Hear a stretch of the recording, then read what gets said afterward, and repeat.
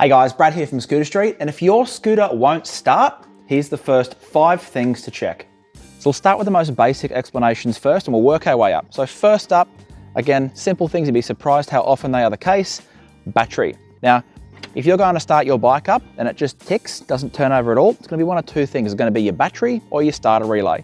9 times out of 10, it's your battery. If you let the bike for a little while, it will decharge itself and you'll need to charge the battery, but no need to worry, it's a super easy fix. If you change your battery or you charge your battery up and it still just clicks when you hit the starter motor, good chance it's your starter relay. Again, starter relays are fairly simple to change and they're pretty inexpensive as well. Now, another really common culprit is kill switches. Now, a lot of modern scooters are fitted with kill switches. Most of the time, they're located up on the handlebars, usually a big red switch with a little circle arrow and then a circle arrow with a cross through it. Now, if the circle arrow with a cross through is selected on your switch, it means that the bike is in kill mode. It will not start. Some other models of scooters, such as some of the SYMs and the 𝐂𝐡𝐞𝐤s, particularly the 4-strokes, also have a secondary kill switch under the seat. It's often bright yellow, but best thing to check is that neither of these are in the off position. It sounds silly and simple, but it's even happened to me and it's happened so many times at the shop over the years. Do yourself a favor and check it so you don't end up embarrassed later. Now, if that's not your issue and the bike is turning over, you can physically hear the engine turning over, but it just refuses to start, we're going to move on to point 2. Now, point 2, going along with the theme of eliminating the simplest answers first, we're going to check that we actually have fuel in the bike. So physically check your fuel tank, make sure that you can visibly see fuel in there.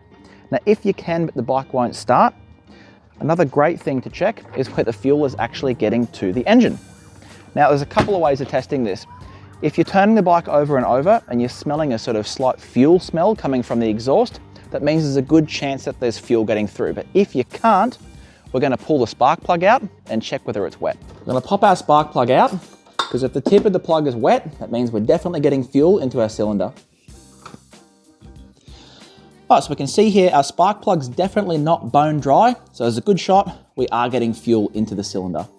Now, while we've got the plug out, if the plug is really aggressively caked with carbon or it's sodden wet with black oil, there's a good chance it's actually just fouled and that's the reason the bike won't start.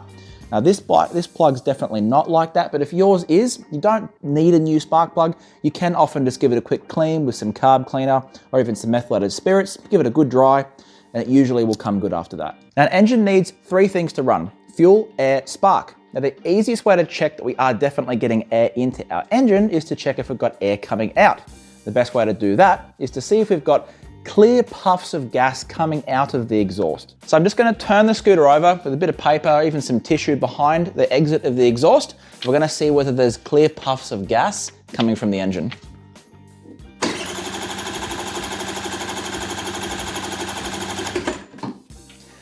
Which there very much is. So we've got fuel, we've got air. The next thing to check, third on our list, is spark. Now, to test the spark, we're going to take the spark plug back out. We're going to seat it properly into our spark plug cap and using a pair of pliers so we don't zap ourselves because it feels really not great when it happens. We're going to carefully hold the tip of our spark plug up to one of the metallic earthed components of the engine.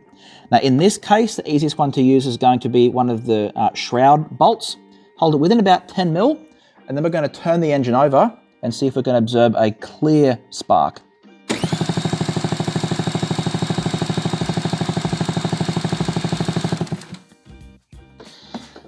So in this case, we obviously have a really nice, bright, healthy spark. It's jumping about 10 mil, about a full centimeter, which is very healthy for this type of scooter. Now, point 4, the next thing we're going to check for is air leaks and choke function. Now, we might have fuel coming into the engine as well as air, but if there's too much air for the amount of fuel, because we have, say, for instance, a cracked intake manifold, that's going to prevent the bike from starting. As well as if the choke isn't working properly or isn't functioning to its fullest extent, same problem, we're going to have too much air for the amount of fuel, and particularly when the bike's cold, it's not going to want to start. So I'd say particularly for these Piaggios, but as well as for a lot of other scooters, the intake components, particularly the air tubes and the intake manifold, are often made from rubber, which over time exposed to air and heat, they tend to deteriorate and crack.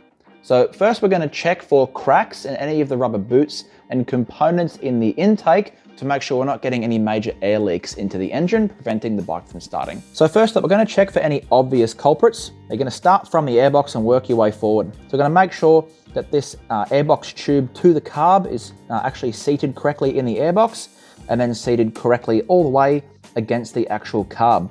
Next up, we're going to check that the actual intake manifold itself is seated correctly and is free of cracks. Now the best way of doing this is actually to remove the airbox so you have full 360 degrees access around it.